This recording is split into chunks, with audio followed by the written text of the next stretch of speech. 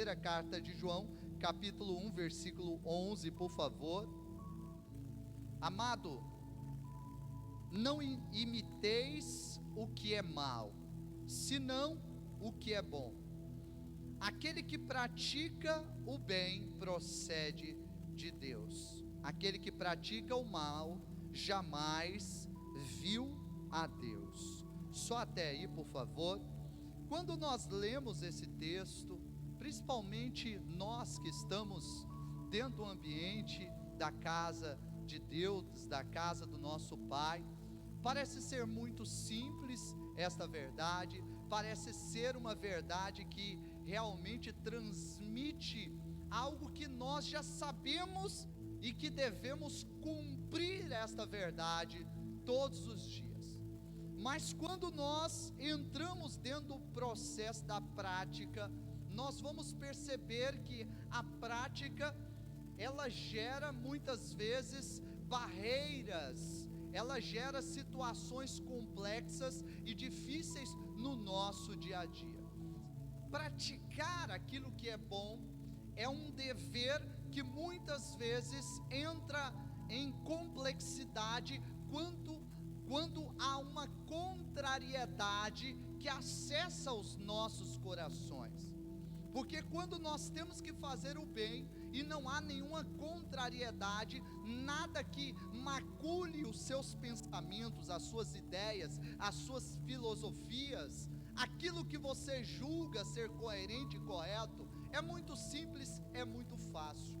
Mas quando você tem que praticar o bem diante de situações constrangedoras, diante de situações que movem com as suas emoções, movem com aquilo que você tem como convicção interior, nós enfrentamos então um grande desafio, um ambiente real, onde nós temos que entrar em um processo de luta interior. Nós vamos debater ali com o nosso eu interior para construirmos ações do bem, ações que vão trazer ali um ambiente que favorece a atuação de Deus através das nossas vidas. Agora, quando João escreve a sua terceira carta, ele quer criar um ambiente de amor, ele quer criar conceitos que mostrem verdadeiramente o que é ser um cristão. E ser cristão é muito mais do que você aceitar a Cristo. Ser cristão é muito mais do que você dizer que você tem Cristo vivo em sua vida. É você entrar dentro de uma prática diária do bem, que muitas vezes contraria a sua vida, mas diante de situações da vida, muitas vezes você vai ser levado a tomar decisões que vão contrariar o seu benefício interior, ou os seus conceitos, as suas filosofias, e isso vai gerar dor. Mas fazer o bem é melhor do que reter o bem. Eu quero ouvir um amém. E quando nós olhamos aqui, João está falando, aquele que faz o bem é porque procede de Deus, é porque conhece Deus, e nós precisamos sempre olhar para a prática do bem e construirmos diariamente ações que refletem essa verdade. E eu quero ouvir um amém. Então nós precisamos gerar dentro de nós uma visão que sempre olha para as boas ações. Escute, muitas vezes o homem tem uma dificuldade de construir uma percepção para a prática pessoal de boas ações. Você já viu como o ser humano é tendencioso para olhar aquilo que é errado? Como o ser humano é tendencioso para olhar coisas ruins, olhar morte, olhar coisas trágicas, mas quando se fala de ações do bem, o ser humano parece que tem uma dificuldade ou não dá a mínima importância. Entenda, nós precisamos construir em nossas vidas referenciais de ações do bem. Se você olha uma pessoa fazendo bem, pega aquela ação para a sua vida. e começa a construir dentro de si, falando: eu vou fazer uma ação semelhante. Comece a ver bons exemplos e construir esses bons exemplos na sua vida. E diante de situações trágicas na sua vida, sempre tire boas lições e pratique aquilo que é correto. Eu quero entrar aqui numa história que marca muito e que tem tudo a ver com esse versículo que João cita, que é a história de José. José, filho de Jacó, na realidade o filho mimado de Jacó. Sempre ele tinha o melhor dos irmãos, ele sempre tinha aquela melhor parte, e ele crescia e os seus irmãos geravam sempre aquele sentimento de inveja: poxa, o meu pai valoriza mais o meu irmão José. E ali os irmãos começaram a gerar uma ira, uma raiva no coração por causa de José.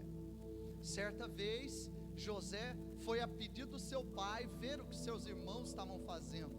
Os irmãos tramaram contra ele, jogaram ele no poço, depois venderam ele como escravo.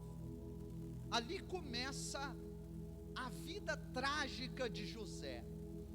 Ali inicia o sofrimento de José. Eu imagino que ele sofria sim com as críticas dos seus irmãos, mas era algo irrelevante. Ele sempre tinha o melhor do seu pai, então aquilo não feria muito a personalidade de José. Mas ser vendido era algo realmente que gerava um conflito muito grande no coração de José. E ele foi vendido, foi para o Egito.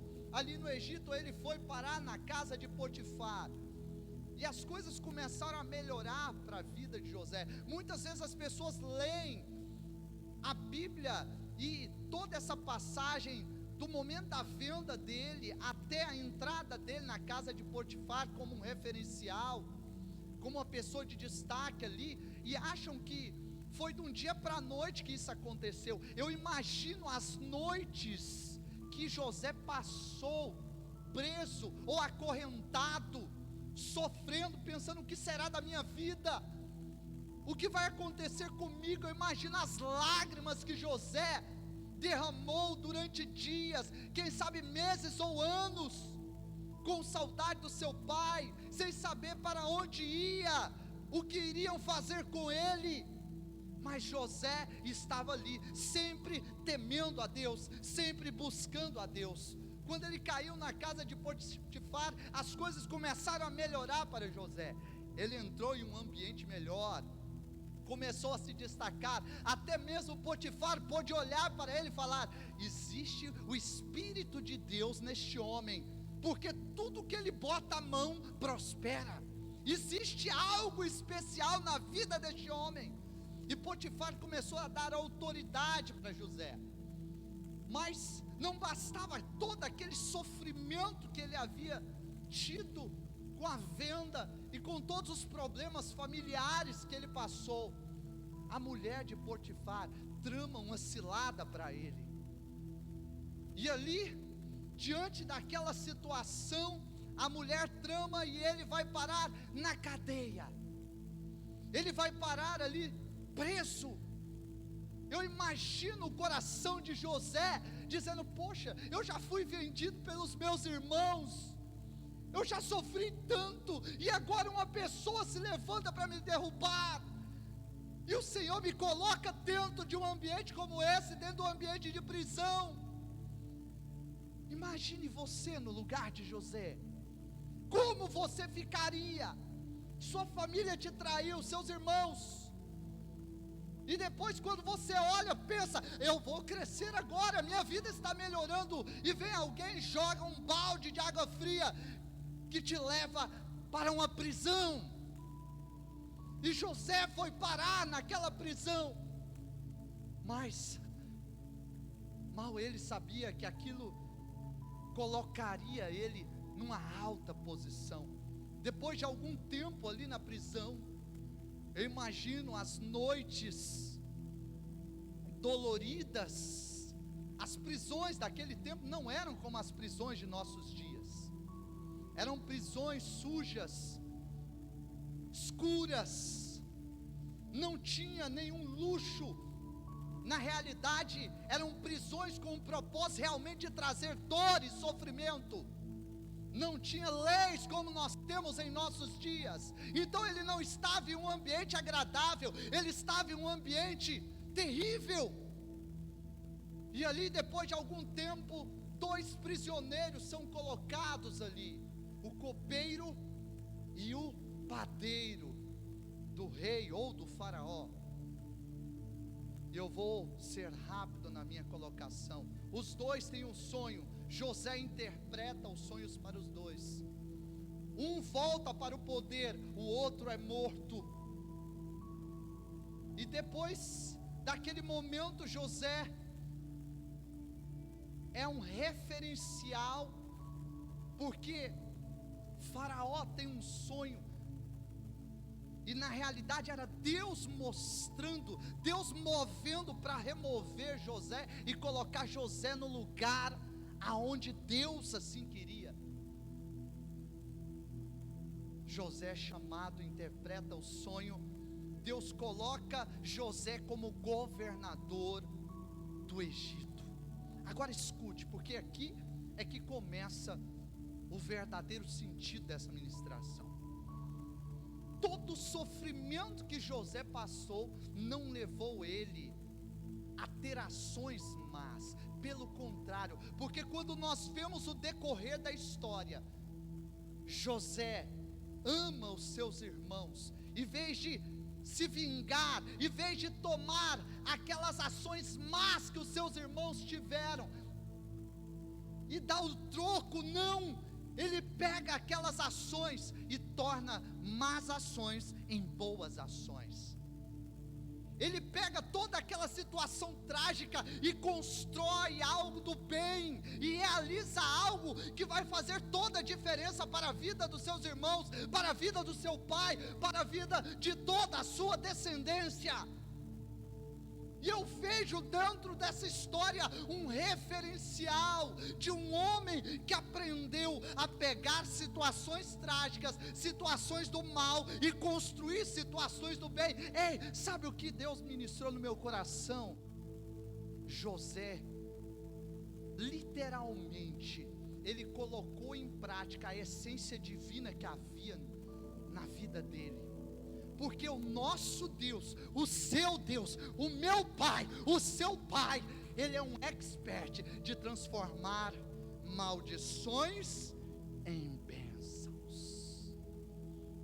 José fez exatamente isso. Pegou toda aquela situação trágica do seu passado, toda aquela situação que foi má para a vida dele, e transformou aquela situação má e difícil em algo bom, não só para a sua vida, mas para toda a sua família. Aqui eu quero fazer uma pergunta: o que você tem feito das situações complexas, difíceis, ruins da sua vida? Ei, eu te desafio a ser um José nessa geração. Eu te desafio a pegar todas as ações complexas e difíceis, mesmo que alguém trame contra a sua vida, mesmo que alguém faça um mal, mesmo que tragédias surjam no seu dia a dia, mas pegue tudo isso e transforme aquele mal em uma ação de bem, para você abençoar muitos. Escute, essas bênçãos não vão ficar só na sua vida não, e isso vai se estender para a sua família, para os seus amigos, para aqueles que estiverem ao teu lado. Agora entenda, você precisa colocar esses conceitos vivos dentro do seu coração, porque José não estava manifestando algo da sua época.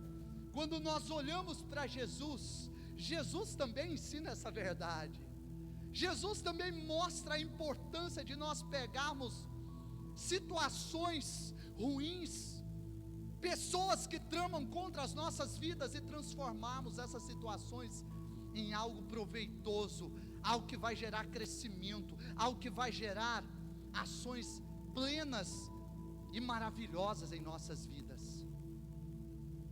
Tem uma historinha que eu creio que todos vocês já conhecem, mas o Espírito Santo trouxe no meu coração, eu vou contar essa historinha. Existiam duas vizinhas, uma chamava Maria e a outra chamava Joana. Joana não gostava de Maria, e certa vez Joana pensou: vou aprontar uma com Maria.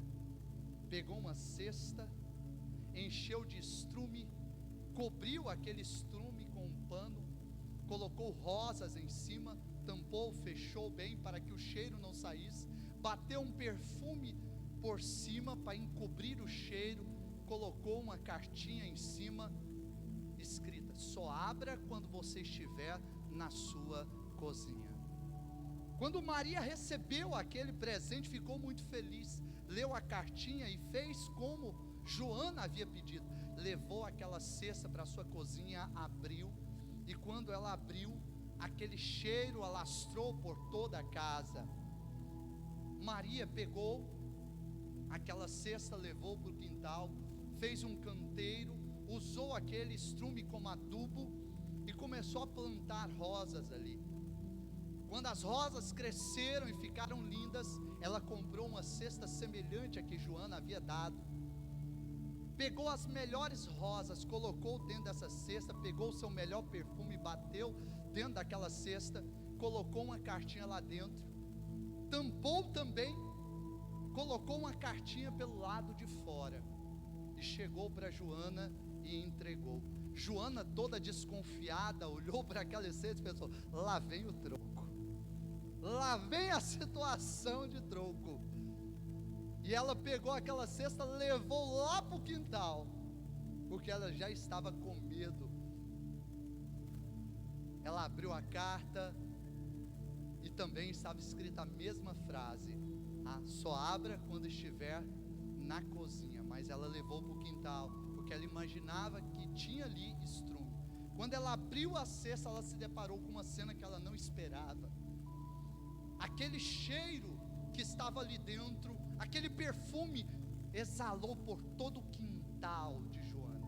Ela ficou constrangida, não sabia o que pensar, e ela viu a outra carta, pegou aquela carta e abriu, e dentro daquela carta estava escrito: nós só damos aquilo que temos. Entenda, meu irmão, nós precisamos ser como Maria, ter dentro de nós ações do bem. E se nós temos o bem dentro de nós, por mais que situações más, pessoas machuquem as nossas vidas, nós sempre vamos liberar o bem para as pessoas. Assim como José sofreu muito, mas ele não tinha como realizar o mal, porque ele tinha o Deus vivo, o Espírito de Deus dentro da vida dele.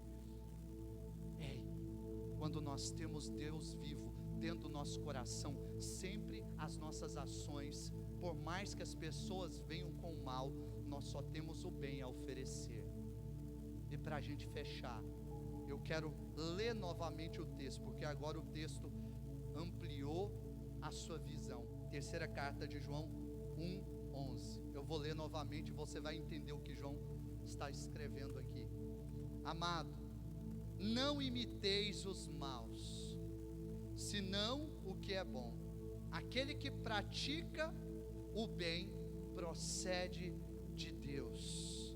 Aquele que pratica o mal jamais viu Deus. Deixa eu melhorar para você. Aquele que pratica o mal não tem Deus dentro de sua vida, porque quem tem o Espírito Santo sempre gera ações do bem, sempre gera ações que vão abençoar e não que vão maltratar. Todos os dias nós precisamos ser como José, sermos pessoas que vão pegar ações ruins e sempre torná-las ações do bem. A vida cristã, ela é construída com essas ações. Não pense você que servir a Cristo é apenas aceitá-lo. Não, servir a Cristo é ser semelhante a Cristo. Servir a Cristo é tomar as atitudes de Cristo e torná-las mais presentes do que nunca em nossas vidas. É nós evidenciarmos Cristo através das nossas vidas. Por isso que Paulo, ele disse que nós somos corpo de Cristo. E se nós somos o corpo de Cristo, as nossas ações evidenciam tudo aquilo que Cristo quer que eu e você realizemos. Nossas ações não podem ser aquelas que nós queremos, mas aquelas que Deus quer. Certa vez, o filho de um homem chegou em casa com muita raiva, porque um jovem havia criticado ele, zombado ele, feito vergonha para ele. E quando o pai percebeu que o filho estava com tanta raiva e com desejo de vingança, o pai virou para o filho e falou: filho, você quer descontar a sua raiva? O filho falou: sim, pai, eu não aguento, eu estou com muita raiva, eu estou com ódio daquele menino. Ele falou: filho, então vamos fazer o seguinte, você está vendo aquela camisa branca lá no quintal? Estou vendo, pai. Pois pegue aquele saco de carvão que está na varanda e atire com toda a força e com toda a raiva, imaginando que quem está vestindo aquela camisa branca é esse jovem que te humilhou. E o filho ficou sem entender, mas pensou: o meu pai está pedindo, então eu vou fazer. E ele foi para o quintal com aquele saco de carvão e começou a tirar o carvão e lançar naquela camisa com toda a força, com toda a raiva. E o pai olhava para ele e falava: atire, atire com raiva. E aquele jovem começou a pegar aqueles pedaços de carvão e atirar naquela camisa com toda a força. Ele errou muitos, conseguiu atingir algumas vezes aquela camisa com carvão. Aquela camisa foi ficando marcada por aquele carvão. Depois que o carvão acabou, o pai, aquela criança estava já muito cansada. O pai olhou para ele e falou: e aí, filho, passou a raiva? Aí o filho, cansado, olhou para o pai e falou: pai, estou tão cansado que passou a raiva. O pai falou: agora vem comigo, por favor. O pai pegou aquela criança pela mão, levou no quarto, de frente ao espelho, e falou: filho, olha como você está.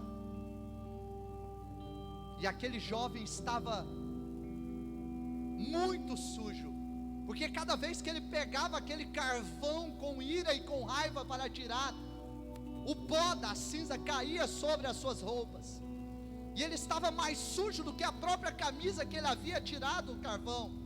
E o pai olhou para o filho e disse: filho, todas as vezes que você constrói um desejo de vingança, você se suja muito mais do que a realização da sua vingança. Igreja de Cristo, que nós possamos a cada dia amar, mesmo em meio ao caos, mesmo em meio a situações complexas da vida. Ei, eu sei muito bem que muitas vezes pessoas te contrariam, muitas vezes pessoas realizam situações que deixam você triste, deixam você constrangido. Eu sei muito bem que pessoas tramam contra a sua vida, mas escute: o melhor que você pode fazer não é se vingar, não é ficar com raiva, rancor, desprezo no seu coração. O melhor que você faz é perdoar e amar. Pegue esta realidade e transforme em algo bom na sua vida. Torne uma lição para você crescer, amadurecer e ser uma pessoa melhor e poder ajudar outros. Ore, fale com Deus neste momento.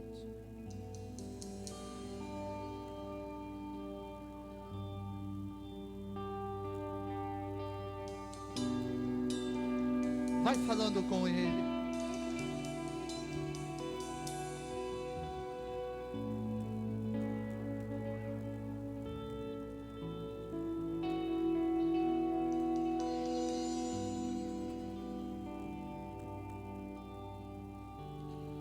Faz-me morrer para as coisas desse mundo. Faz-me esquecer das coisas que me afastam de você. Aleluia. Teu conto é como o vento derramado em minhas feridas, que me cura, restaura minha alegria.